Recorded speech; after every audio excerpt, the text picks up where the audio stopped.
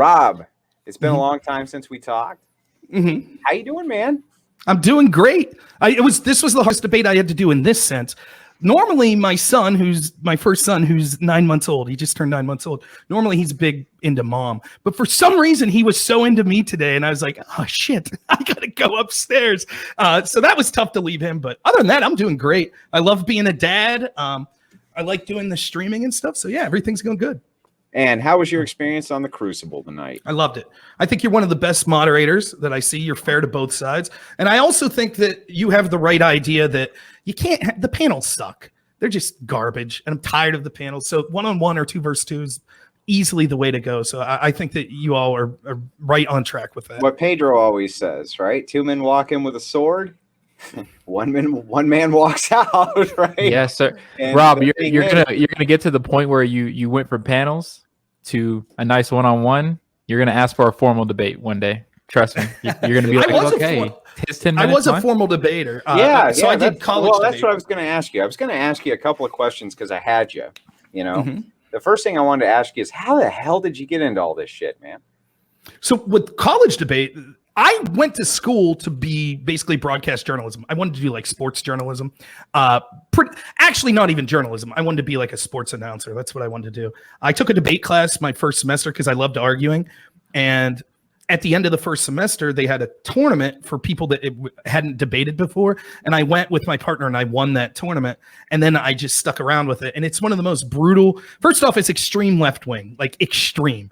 And it's one of the most like brutal. The people I was debating have like perfect SAT scores. They're 50 times smarter than me, but I just found ways to win because you have a human judge. I stuck with it for 4 years. I was one of the first people from a state school ever to make it to the national debate tournament, which is basically the top 72 teams in the country get an invite tournament like the NCAA basketball, except each school could have up to 3 teams. And there's no division. So I went to Clarion University and I'm debating Harvard, Military Academy, Northwestern, etc. So, it was a lot of fun, but it damaged me in a lot of ways because it forces you to speak extremely fast, like an auctioneer. And I'm only speaking probably at 1/5 of the speed that I would speak in debate. Rob, they're just fucking drama machine. Am I wrong? Is he wrong? What did I'm missing? Right there. The panels are just, that's exactly. It's exactly what they are. Yeah, right. They're drama machines. Oh, go. You go. I'll admit a flaw of mine, right? My flaw is this. If someone makes it personal on a panel, particularly if it's going on long enough, I will engage in that. I'm just better than it than most people. So I'll just take it over the top. So they might, I'll be like, all right, well, you want to talk about things I do shitty? Let's talk about what you've done. And people don't like that. They expect you, and I'll be a little partisan here, as a right-wing streamer where you're far outnumbered. They expect you to just sit there and take it. And one of the things I dislike about many right-wing streamers is they know that all the views are on the left wing. So they'll like, oh, yeah, you're making a good point. Yeah, I see your point. Screw that. I don't give a shit about that. I'll give it to those people. I don't care. So, Rob, when you started on Twitch, how long ago was that? A year and a half. So I've been on YouTube since late 2017, and I think I started on Twitch in mid 2000. Now you climbed up rather quickly as a major contender in the debates. What was your what do you think caused that? What was the slip and slide effect? What was the debate you think that really rocketed you up as a right-wing debater? I think probably debating Destiny several times.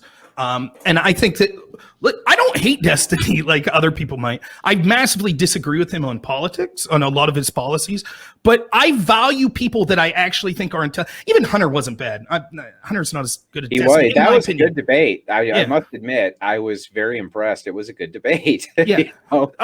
But I enjoy debating people that could kind of keep their feet below them more than some people. Like I debate some of these people in these panels, and I'm not trying to sound arrogant. It's just embarrassing. It's embarrassing. And so if you debate people that disagree with you, but that are good at presenting their arguments, I think it strengthens you. One, you might change your position, which is good. But second, it sharpens your arguments. And so I think that a lot of people, you could even hear, I've heard Destiny say, he's like, oh, watch out for Rob. He's clever. He knows. And the people on the left, they could recognize too, where it's like, okay, this is someone that's a good debater. And so I think being involved with those people more than anything. The panels I don't think do much because it's just a shit show. And so people are like, yeah, it's just another person engaged in a screaming match. But the one-on-one debates with bigger streamers like Destiny, some interactions I've had with Vosh. I think those have helped. What's your ultimate goal? So a lot of people don't like this, but the reason I stream, there is one reason that I stream, and that's because I enjoy doing it. The moment that it becomes not fun for me, I'm going to stop, because I do make some supplemental income here, but it's basically just enough to keep the channel going. I'm a poor person financially. I make about $15 an hour. I work about 70 to 80 hours a week. So this you're is a member secondary. of the working class proletariat. That's right. So it's, you know, it's secondary to me. So my goal is to keep having fun first and foremost. However, politically, I think that I have an important goal, and that is to show conservatism, which I'm not the most conservative person, but I definitely consider myself conservative in populism and fighting against the corruption that I see in our system. I want to be a voice for that. I want to show that normal, everyday working people can be effective voices for that. I ran for Congress. I ran for District 12 in the United States Congress in the special election in 2019. And I got to speak. I didn't win. I was in the top 10 out of 24 people, though.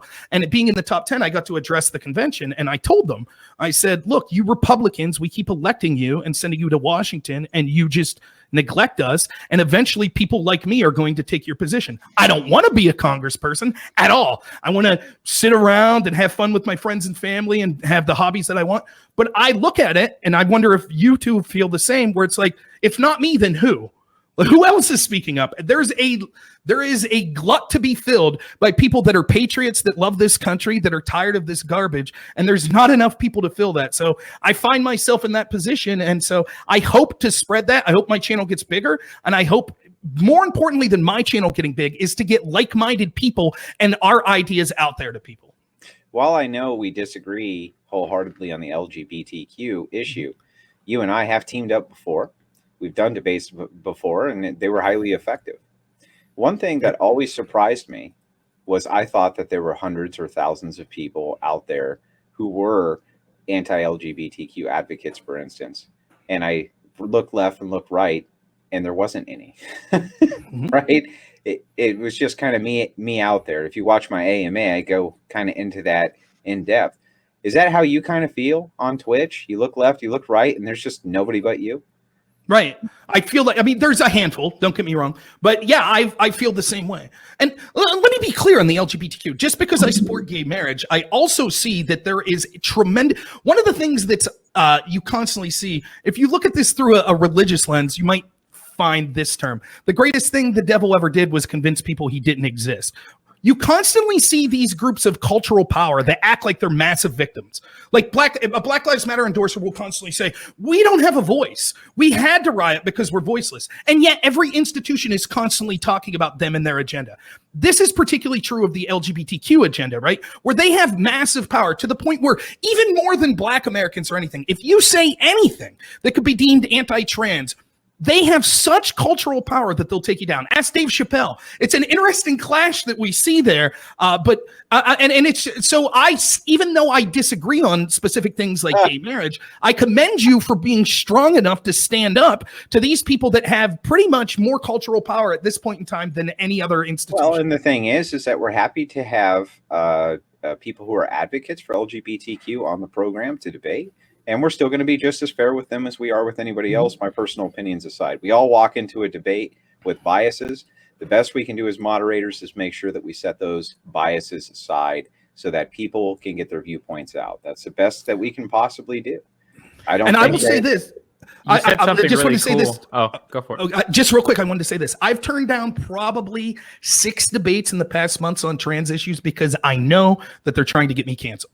And Twitch has like a zero tolerance policy. I'm not a transphobe. I'm not bigoted to trans people. If you're treating trans people poorly because of their lifestyle choices, I think you're making a mistake. But that doesn't mean that I agree with a lot of their political agenda and a lot of their scientific claims. That's all I'll say on it because I don't want to get banned. And that lets you know the strength that they have. That we can't even talk about it. And I've said my piece. I've talked about it many, many, many, many times, the trans issues. And now that I'm getting a little bigger, people are reporting me. And so I'm not going to lose my channel over it. You know? What happens next, Rob? Is it for the country? For you. Oh, for me. Well, what do you see? If you were to look forward a year, are you still on Twitch? It'd be tough. It depends on possible though, right? It's weird. It's a weird conflagration of pessimism and optimism, because I could say this. I could say, yes, I'll be on Twitch, but that's out of pessimism, because that would mean that my voice wasn't that influential. So they allow me to continue. But if I'm optimistic and say my channel grows and I become more influential, then there's a substantial chance that they'll eliminate me, that they'll take me off this platform. So I'm trying to diversify with places like Odyssey. I need to talk to some of my friends that are diversified to try to do different platforms like that. Us? What's that? We stream this live to Odyssey at the same time we streamed it here. I'm on D Live as well. Yeah. And the thing is like we're not ever gonna sell our soul out. You know what I mean? Me neither. You can't.